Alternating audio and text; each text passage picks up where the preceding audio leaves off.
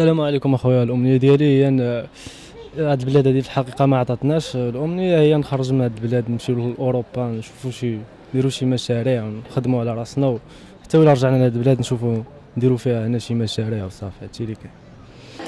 الأمنية ديالي هي نسافر في العالم، نكون سعيدة في حياتي ونبقى فرحانة الحمد لله.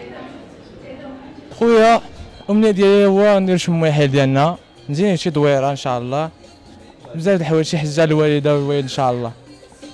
خويا الله يحفظك.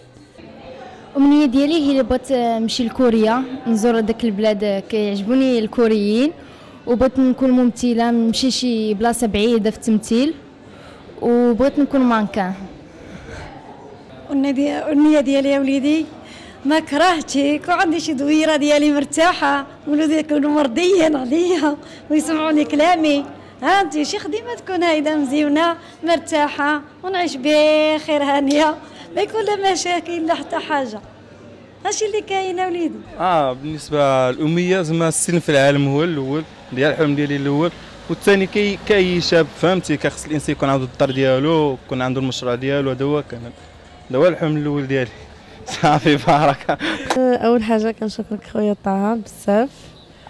اول حاجه كنتمناها هي نكمل قرايتي، نوصل لواحد المستوى عالي. ثاني حاجه هي يسهل لي الله انا واحد السيد كنبغيه بزاف، ونوصلوا ان شاء الله يكون حلال ديالي. هادشي اللي كنتمنى.